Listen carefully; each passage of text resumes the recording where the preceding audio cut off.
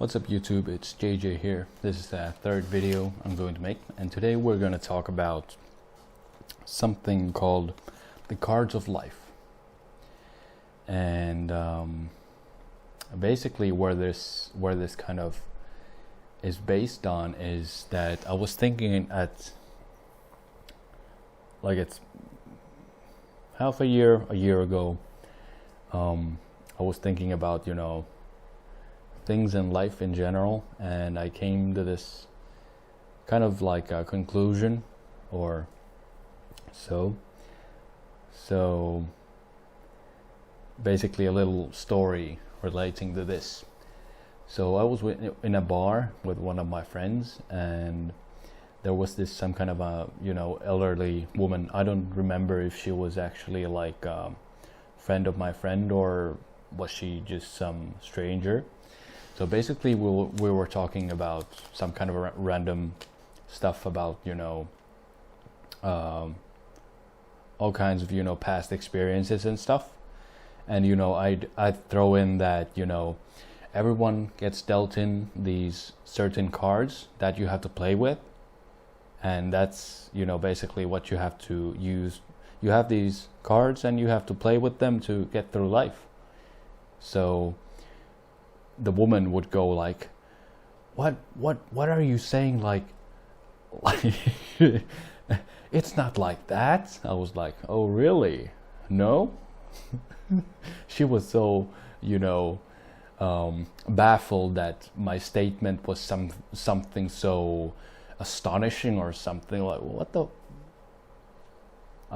In my opinion, it makes perfect sense, because if you think about it, you can think about life as a game of poker. I have this little note here, so just to look at the different things. So if you think about your life as a game of poker, you have certain cards. Say you have 2 cards or 3 cards in the start. Those are the ones you get when you were brought up or were born. And then later on in life, you'll get 3 more cards as you, could be gradually as you age up, or by a certain, could be like by age 15 you get 3 more cards that will change over time, based on your approach to different things and the way you do things. So basically the first card would be the circumstance card. So that would include economic circumstances, social circumstances, and also geographical circumstances when you were born. So what kind of a family you have, which country you were born in, that has some effect. And then obviously like how big is your family, and then are they middle class, wealthy, or whichever. So that has also an effect. And obviously like those kind of things, they mold you a lot, especially when you get when you get to older age. You will see that obviously if you were brought up, I'm not saying all wealthy people are dickheads, but if you were brought up in a family that basically like they were very rich, and you got everything handed to you and stuff like that, you're gonna be a little bit like I don't want to work, and you're not gonna see much effort to doing things, anything pretty many things are gonna be such that you're not gonna see effort, like do I really have to clean my room, and shit like that, basic things. And there might be also like this kind of contempt, or you'd be like looking at middle or low class people like the scum of the earth or whatever, like they're lower than me, so I'm better, blah blah blah. Who the fuck cares? Like if if like people that are very ignorant and think of themselves as better and because they're wealthy, fucking hell, they should fucking get a real job and really see what life is all like, what real, making a living, what it feels like, instead of sitting there on their asses. I had a friend who is works as a bouncer. So he said that he was in this bar where there were like lots of people who were from wealthy families, like the early 20s or so. And he said that they were so fucking ignorant that they don't give a fuck about anyone else. They're just like, me, and shit like that. So that's, so fucking disgusting. You're not gonna get far in life if you can't respect and don't respect other people. You're gonna get fucked. That's the truth. And the second card would be well-being. So in essence, what that means is, when you were born, did you have some kind of sicknesses or, complications or something like that? Maybe there was like a disorder of some kind or something. So those might affect you for either a substantial or a limited amount of your life. So if it's something major, it might be for your whole life with you, and if it's something less severe, it could be curable, like it could go away or be curable to an extent where it doesn't bother you anymore, say by the time you reach like the age of 20, even earlier in some cases. So that's the number two. And then we got the third card, which is life goals or career. And basically from the 3, 4, and 5.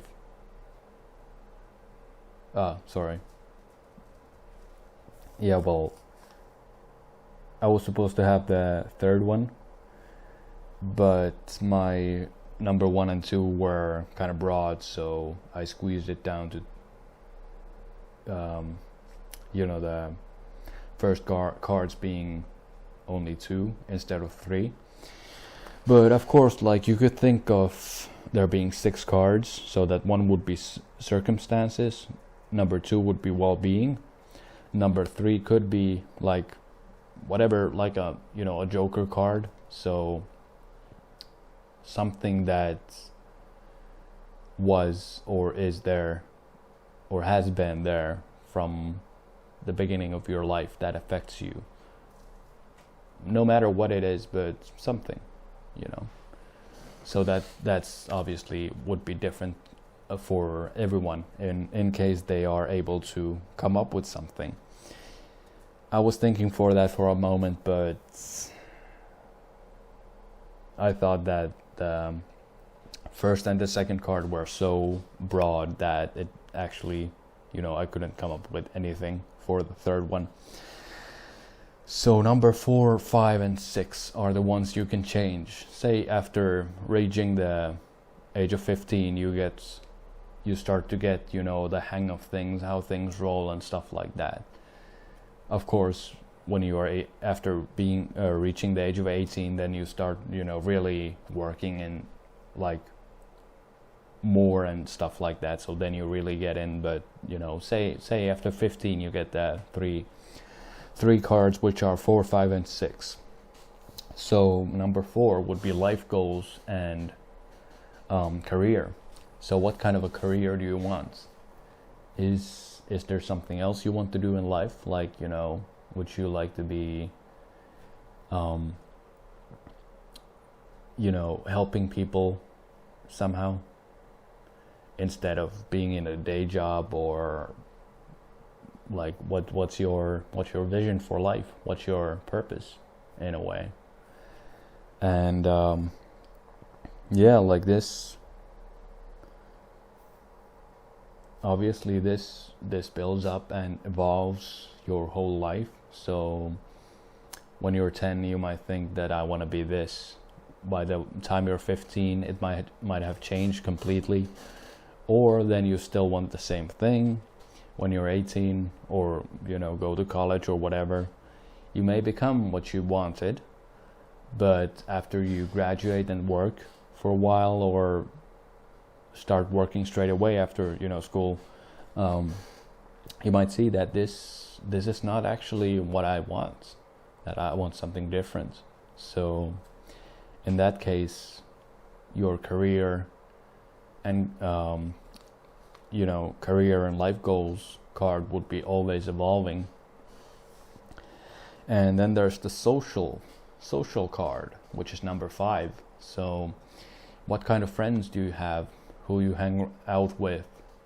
How do you spend your time with them? What kind of social circles do you have? Do they have some kind of, do these social circles enable you different opportunities, like good opportunities career-wise, or to get maybe a new idea into your dream, whatever you're doing, as whatever you see meaningful. So is there something that you get like new ideas from your social group, or is it just purely for hanging out? And like socializing, is it more like conversations and stuff like that, or do you just go out and get drunk, or like what kind of things you do? Because there's always the factor that what you do, of course, some things are more productive and some things are less productive. I'm not saying like you should, people have to have fun every once in a while, either way. That's essential for well-being, and but not being wasted every day or every weekend. You'll be losing a lot of money, and also your health, and like is life then very enjoyable when you're getting wasted every weekend? That can be debatable, but I wouldn't say so. And then also the 6th card would be habits. So, well, I kind of crossed over from number 5 to 6, because I was talking about what do you do with your friends and all that stuff. So that kind of goes into habits as well. And but then there's the other area of habits which wasn't discussed yet. So do you read books? Are you willing to learn new things? If you are, everyone doesn't have to learn new things or be willing to. It's your choice, but if you're willing to learn new things, that's a good attitude, and most likely it will help you get further in life, because people see that you're willing and eager to learn new stuff. So it's gonna help you out, and the more knowledge you have, the better. How I see, also with this YouTube, like, obviously I'm fairly young, but I see knowledge as something I should share, like to the best of my ability, and always when there's a chance to get knowledge, I'll try to get as much out from everything as I can. And if there's like, say in the career world, like if you change your workplace every once in a while, you're gonna get new situations, new circumstances, and a whole lot of new stuff, so it's gonna be all a different environment, and you're gonna get all that new information in. So that's what I also like to do. So changing workplace, so you get out of your comfort zone and into a whole new situation and environment, so you get more and whole new information. So that's a good way to increase your knowledge intake. Basically, that's it for this video. Yeah. So if you have some suggestions for the cards, comment down below. Like, say example, the number 3, which is one of the ones you were dealt when you were born, and number 4, 5, and 6 are something you start developing and changing after you say reach the age of 15.